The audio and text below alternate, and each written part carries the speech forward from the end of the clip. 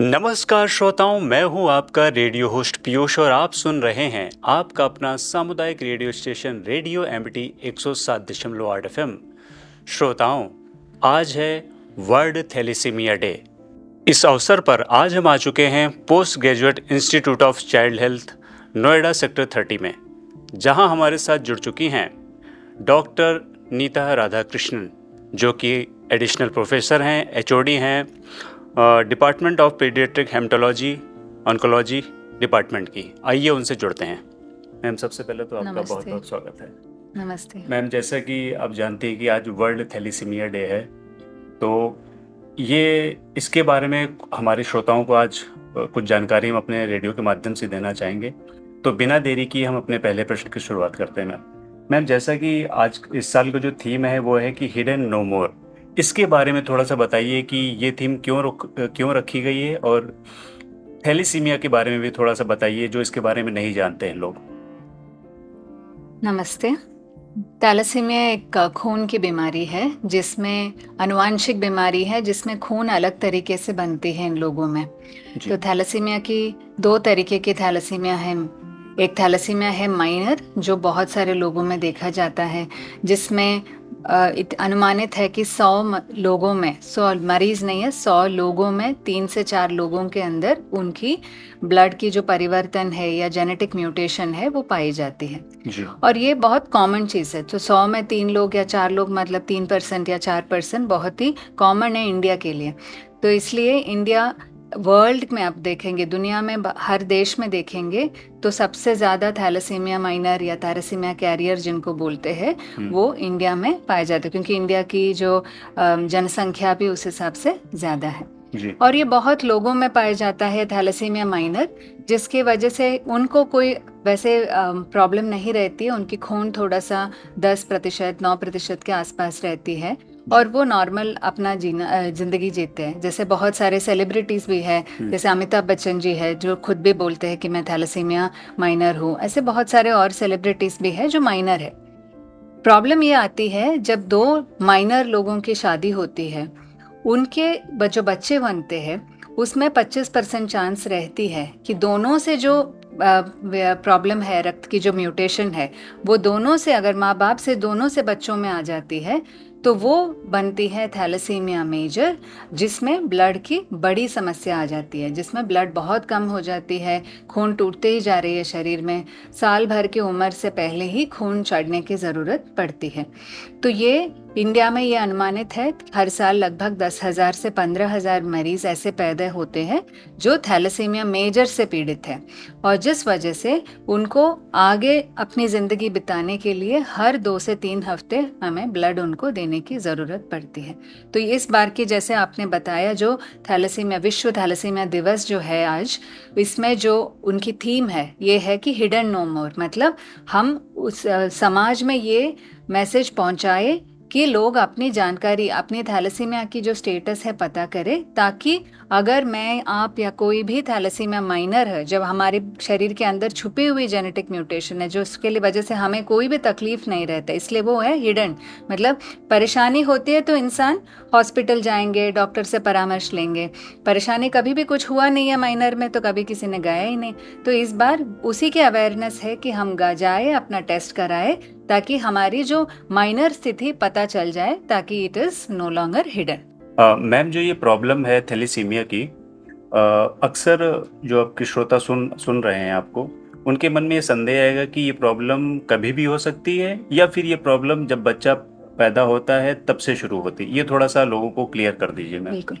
जो thalassaemia major जो problem है, जिनमें हमारे शरीर में जो 2 म्यूटेशन आ रखी है, एक माताजी से एक पिताजी से आए हुए, उसके जो लक्षण बहुत छोटे उम्र से ही शुरू हो जाती है। अच्छा। उसमें जो सबसे सिवियर वाले होते हैं 4-5 महीने की उम्र से बच्चे के लक्षण हमें शुरू हो जाती है जी। बच्चा जिस दिन अंदर पैदा हुआ, मम्मी के कोख के अंदर जन्म हुआ, उस टाइम से वो म्यूटेशंस है। अच्छा। पर पैदा होने के बाद लगभग 3-4 महीने के बाद जब दूसरी तरीके का खून बंद होके नॉर्मल, जैसे आम आदमी जो एडल्ट हीमोग्लोबिन बोलते हैं, वो जब बनना शुरू होना चाहिए तब बनता नहीं है, क्योंकि ये म्यूटेशन है। अच्छा। और खून टूटने लग जाती है जी। उस टाइम पे लक्षण पाए जाते हैं। तो छोटे बेबीज में लगभग 4-5 महीने की उम्र से पता चलता है। उतना सिवियर नहीं है तो लगभग 1 साल 2 साल में भी ये पता चल जाती है। तो ये जनरली आनुवांशिक है, शुरुआत से है, पर लक्षण उनके लगभग मान लीजिए 6 महीने से 2 साल के आसपास पता चल जाती है। मैम, इसमें लक्षण क्या आते हैं? कैसे पता चलता है एक आदमी को कि मेरे बच्चे को ये थैलेसीमिया है? बिल्कुल, बहुत ज़रूरी सवाल है ये। इसमें हमें लक्षण क्या पता करना चाहिए कि हमारे बच्चे में ये प्रॉब्लम है कि नहीं, कैसे पता चलेंगे कि शरीर में खून कम होना शुरू हो जाता है। खून कम के क्या लक्षण होते हैं?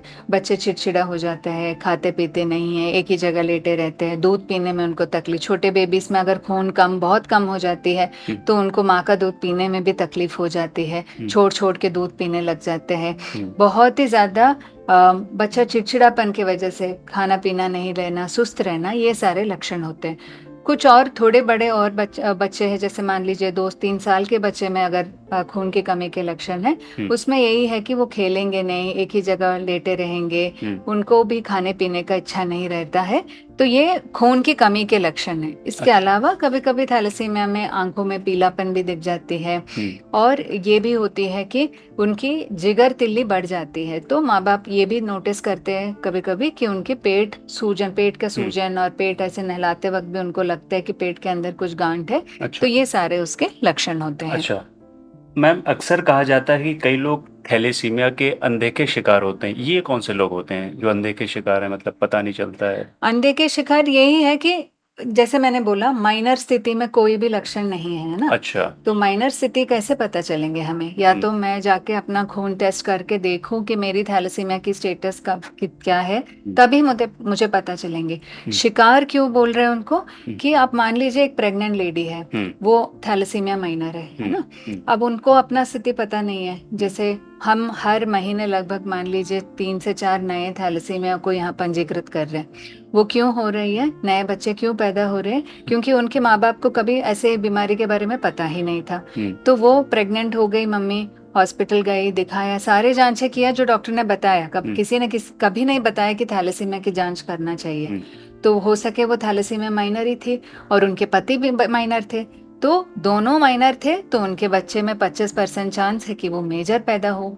और ऐसे ही हुआ। मेजर पैदा हुआ तो आपने ये कोई भी सोशल स्टेटस का भी एक चीज़ नहीं है। आप जहाँ पे भी, आप किसी भी कंडीशन में हो, जितने भी अमीर हो, आपको फिर भी हो सकता है। तो ऐसे भी लोग हैं जो बड़े बड़े हॉस्पिटल्स में, प्राइवेट हॉस्पिटल्स में डिलीवरी में ही लाखों खर्चा कर लिया होगा, पर ये एक छोटा सा जांच जो 400-500 रुपए की है, वो कभी किया ही नहीं है, जिस वजह से आपके पास यही शिकार हो गया। मतलब आपके बच्चा पैदा हुआ बिना जानकारी के कि आप थैलेसीमिया माइनर हो, और उस वजह से एक बच्चा हुआ जिनको थैलेसीमिया मेजर की स्थिति है ना। अच्छा। और कभी कभी अगला बच्चा भी जल्दी पर प्लान करते हैं। तो अभी पीछे ही एक पेशेंट था जिनकी पहला बेबी का लगभग 1 साल ही हुआ है और उनका लक्षण शुरू होते ही माँ बाप को लगा खून की कमी है, खाने पीना बढ़ा दो, चुकंदर दे रहे, ये पालक दे रहे, ऐसी चीजें दे रहे ताकि खून बढ़े। पर प्रॉब्लम खून की, रक्त में आयरन की कमी नहीं था, खून टूटने वाली परेशानी थी। और इस दौरान मम्मी अगले बार भी प्रेग्नेंट हो गई है ना। तो अभी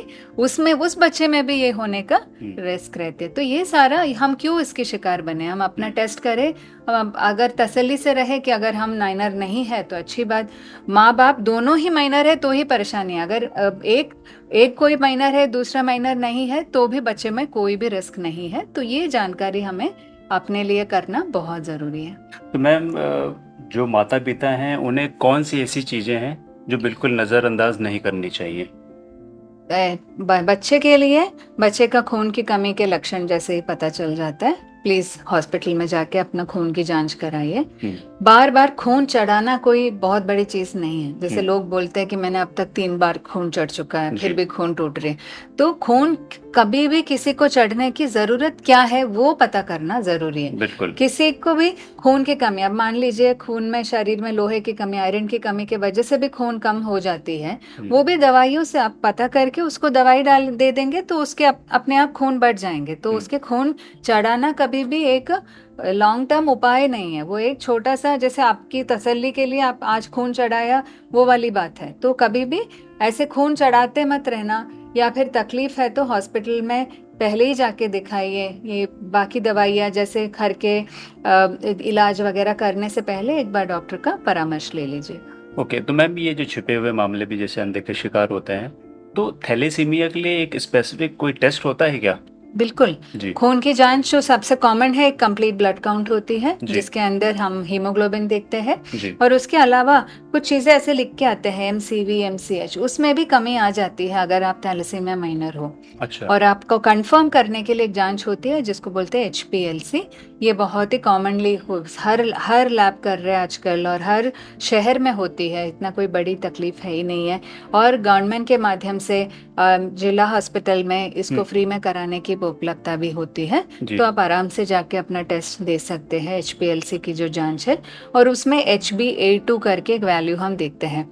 वो HbA2 जो 4 से अगर ऊपर आती है तो वो पक्का थैलेसीमिया माइनर है ही।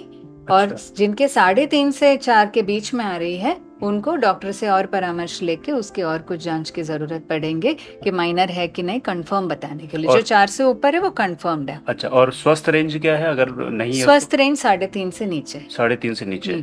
ठीक है मैम। मैम हमारा जो अगला प्रश्न है कि क्या थैलेसीमिया का कोई स्थायी इलाज संभव है या ये फिर उम्र भर की लड़ाई अगर किसी को हो जाता है तो पहले ये उम्र भर की लड़ाई ही थी। लाइफ लॉन्ग ब्लड चढ़ाते रहिए और ब्लड चढ़ते रहने, मतलब हर 2 से 3 हफ्ते में ब्लड चढ़ाना आप सोच सकते हो कि कितनी बड़ी समस्या है वो, है ना। और ब्लड भी साफ होना चाहिए। ब्लड में आपको पता है ऐसे इन्फेक्शंस होती है जैसे HIV और पीलिया की इन्फेक्शंस होती है जो डोनर के खून से बच्चे के खून में आ सकती है। तो अगर वो आ गया तो उसकी इलाज अलग से करा लो, ये एक इलाज हो गया।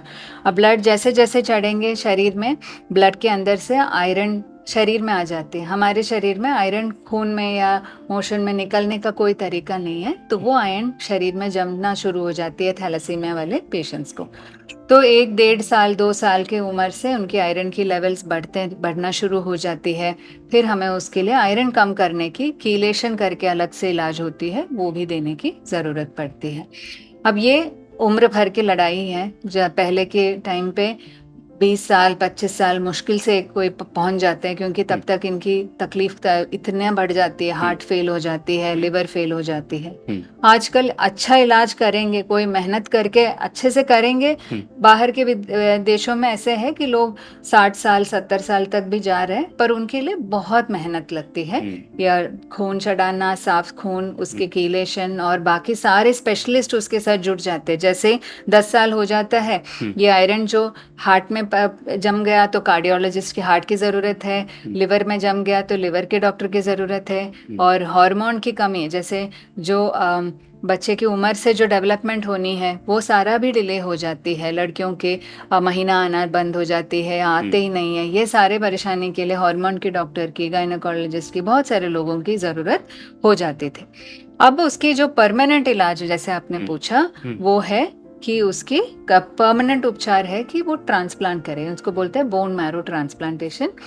कब कर सकते हैं हम? लगभग 2 से 3 साल की उम्र में थैलेसीमिया मेजर बच्चों को ट्रांसप्लांट कर सकते हैं। कहाँ से मिलेंगे, किसके खून से हम ट्रांसप्लांट कर रहे हैं? तो ये खून चढ़ाना नहीं है, खून बदलना है।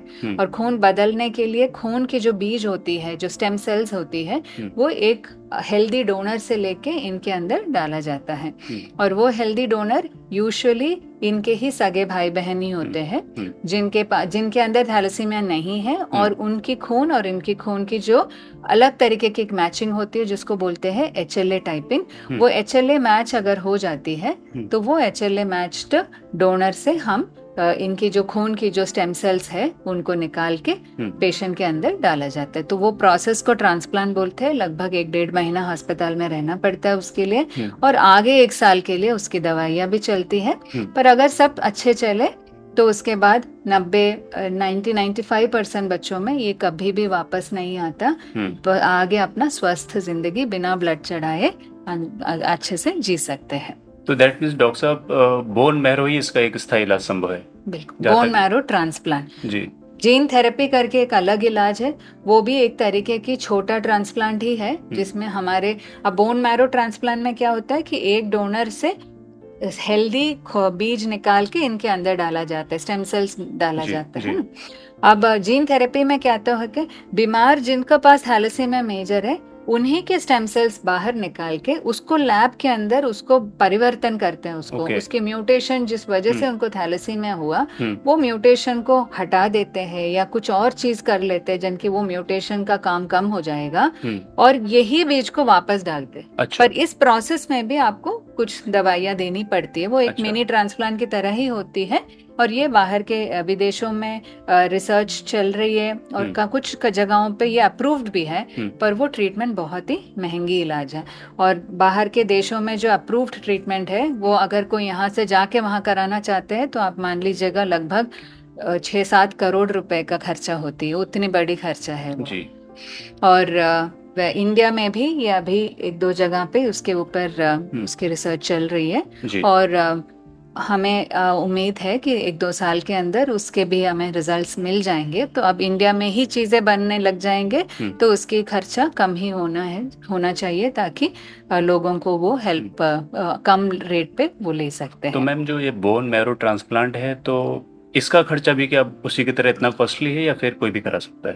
नहीं, बोन मैरो ट्रांसप्लांट भी एक प्रोसेस तो खर्चेदार ही है जी। पर वही है कि हम इसमें बहुत सारे सपोर्ट मिलते हैं। अच्छा। तो इसमें क्या है, पहले तो लोगों को अपने आप पैसा इकट्ठा करना पड़ता था, अभी गवर्नमेंट की तरफ से बहुत सारे स्कीम्स है जिसकी वजह से वो हेल्प मिल जाती है। तो किसी भी हॉस्पिटल जो गवर्नमेंट हॉस्पिटल में अगर आप कराओगे तो गवर्नमेंट हॉस्पिटल्स में मान लीजिएगा 6 से 8 लाख रुपए के अंदर ये आ जाती है जी। और प्राइवेट हॉस्पिटल्स में भी मुझे लग रहा है 10-12 लाख के रूप के इसके अंदर आ जाती है जो मैच्ड डोनर्स होती है। और मैच्ड डोनर मतलब जिनके जो पूरा HLA मैचिंग हो गई है। तो इसके खर्चा भी सरकार के अलग स्कीम्स होते हैं जैसे मुख्यमंत्री राहत कोष, प्रधानमंत्री राहत कोष, इन सब से भी ट्रांसप्लांट की फंडिंग आ जाती है। तो अच्छा। अलग अलग स्टेट गवर्नमेंट्स अपना फंडिंग देते ही हैं। अच्छा। इसके अलावा एक मंत्रालय जो कोल मंत्रालय ने एक प्रोजेक्ट शुरू किया है कोल इंडिया करके और उसको बोलते हैं थैलेसीमिया बाल सेवा योजना। अच्छा। और उसके अंदर 10 लाख रुपए की मदद मिल जाती है जिनकी थैलेसीमिया मेजर हो, जिनके ट्रांसप्लांट होनी है और जिनकी पूरा मैच्ड डोनर है। तो ये अगर फिट होती है तो उन लोगों को 10 लाख रुपए की हेल्प मिल जाती है जो फाइनेंशियली स्ट्रॉन्ग नहीं है सबको मिल जाती है। मतलब वो एक अच्छी स्कीम है जिसमें कि मिडिल क्लास फैमिलीज वो डेफिनेटली आपका आय प्रमाण पत्र वो सारे साथ आधार कार्ड सब चेक किया जाएगा, पर ज्यादातर लोगों को उसमें हेल्प मिल जाती है गवर्नमेंट से कि ये इलाज करें। मैम एक सवाल बहुत इम्पोर्टेंट मेरे मन में आ रहा है कि अगर किसी बच्चे को थैलेसीमिया हो जाता है तो क्या उनके माता पिता को डरने की घबराने की जरूरत है? तो पहली चीज की नहीं होना चाहिए है ना। तो हम लोग यही बोलते रहते हैं कि प्रेगनेंसी के टाइम पे टेस्ट कराइए, एटलीस्ट प्रेगनेंसी के टाइम पे टेस्ट कराइए। अगर आप पहले भी टेस्ट कराओ, जब बच्चे कॉलेज में है अपना टेस्ट कराना चाहते हैं करा लीजिएगा, क्योंकि जैसे आपका एमिटी है, बहुत सारे कॉलेज स्टूडेंट्स सुनते होंगे, तो अपना थैलेसीमिया HPLC टेस्टिंग करा लीजिएगा। 400-500 रुपीज का टेस्ट है, वो अपना स्टेटस पता करेगा। ये अपने हेल्थ के लिए एक इन्वेस्टमेंट है मान के चलिए। बिल्कुल। जिनसे भी आप शादी करेंगे उनका भी टेस्ट करा लीजिए। तो ऐसे देश विदेश में ऐसे कंट्रीज है जहाँ पे शादी करने की लाइसेंस के लिए, मतलब शादी में भी आपके रजिस्ट्रेशन होती है, उसके लिए भी आपको थैलेसीमिया की रिपोर्ट दिखाना पड़ता है, ताकि उन देशों में इतना ज्यादा होता था पहले और ये एक रेगुलेशन की वजह से उनकी थैलेसीमिया होना ही बंद हो गई है। जैसे इटली, साइप्रस, ऐसे कंट्रीज में बिल्कुल वो थैलेसीमिया के ऊपर इतना फोकस है उनकी कि उनको एक भी बच्चा ऐसे नहीं आना है। मतलब देखो बच्चा आ गया इलाज तो कर सकते हैं, पर क्यों उतना मुश्किल, और बच्चे के लिए भी इतने दर्द होती है, तो वो क्यों हम करें, है ना। हम पहले ही पता चल जाता है तो हम उसके लिए आगे चीजें कर सकते हैं जाके बच्चे को ऐसे कंडीशन ना हो। ये हो गई पहली बात।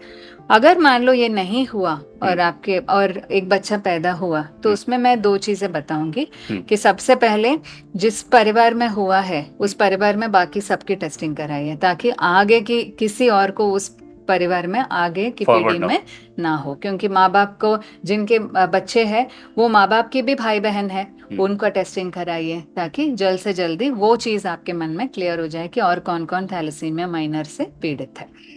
जिनके बच्चा हुआ है उनको अच्छे से एक थैलेसीमिया ट्रीटमेंट सेंटर में लेके जाइएगा, शुरू कराइएगा प्रोसेस डॉक्टर के सलाह लेके।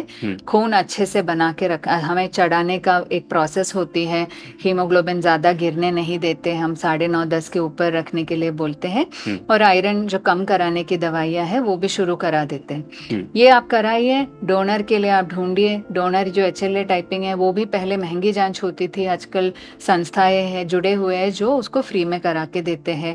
वो सारा प्रोसेस कराइए। 3 से 4 साल तक आपके पास एक डोनर आइडेंटिफाई हो ही जाएंगे, फिर सरकार की जितने स्कीम्स है उसकी मदद से आप अपना ट्रांसप्लांट कराइए। दैट मीन्स कि घबराने की जरूरत नहीं है अगर किसी को हो जाता है। घबराने, बहुत ज़्यादा घबराने की ज़रूरत नहीं है, पर मन पक्का करके अच्छे से इलाज कराने वाली बात है। तो जो जिनके माँ बाप अच्छे से कराते हैं उनके बच्चे के बहुत अच्छा आउटकम है। बच्चा मतलब आप किसी वजह से, आप मान लीजिए ऐसे श्रोताएं होंगे जिनके बच्चे 8-10 साल 15 साल के ऊपर है, जिनकी थैलेसीमिया है, उन बच्चों के लिए भी अच्छे से कराइए।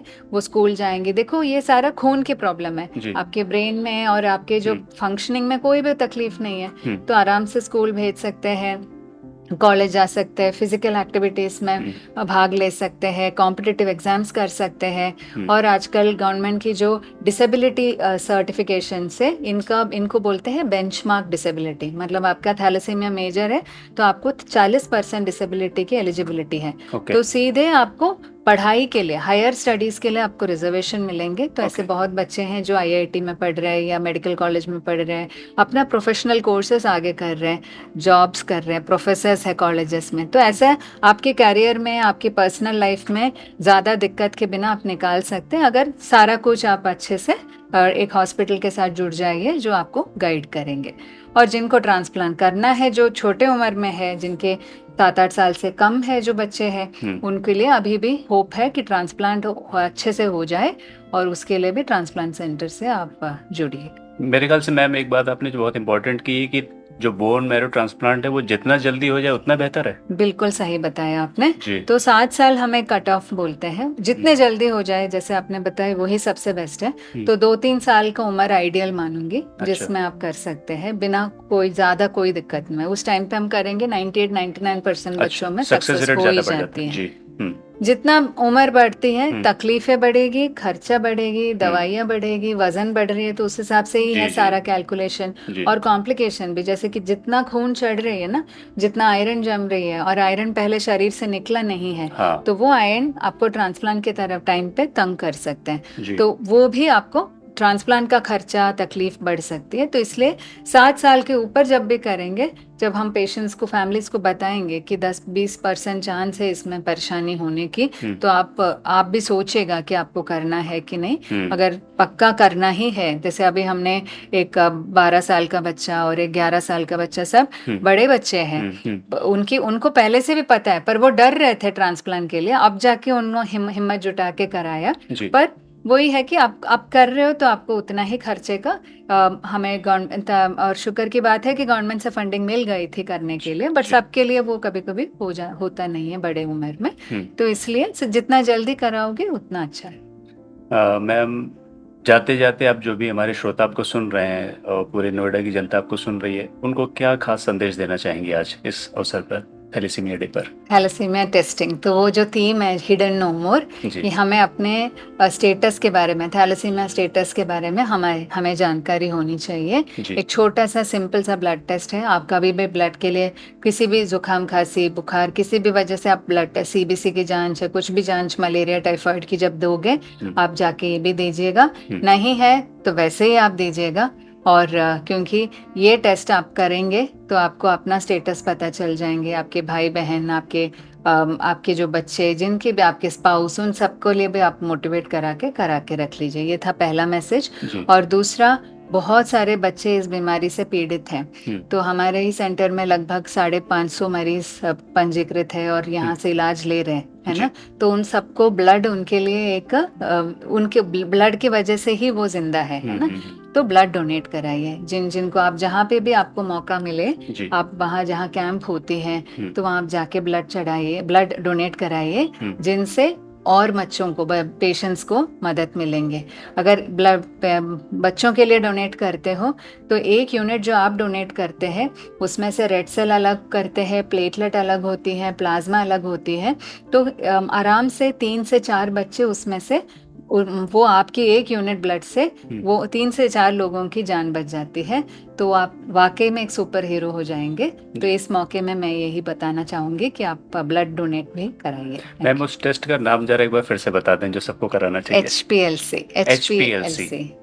HPLC थैलेसीमिया टेस्ट करके बोलेंगे तो सारे लैब्स में हो जाती है। तो श्रोताओं, आपने देखा कि डॉक्टर नीता कृष्णन ने कितने अच्छे से थैलेसीमिया डे पे पूरी जानकारी दी कि ये रोग कब होता है, कैसे होता है, इसका टेस्ट कब कराना चाहिए, इसका इलाज क्या है। पूरी तरीके से इस वर्ल्ड थैलेसीमिया डे के बारे में मैम ने बताया। उम्मीद करता हूँ कि आपको ये जानकारी समझ में आई होगी। सुरक्षित रहें, सारे जनता के बीच में ये जानकारी जितनी से ज़्यादा हो सके उसको फैलाते रहिए। खुद भी बचिए, दूसरों को बचाइए, ब्लड डोनेट करिए। आप सुन रहे थे रेडियो एमटी 107.8 FM, आपका अपना सामुदायिक रेडियो स्टेशन। धन्यवाद मैम, धन्यवाद आपका। Thank you.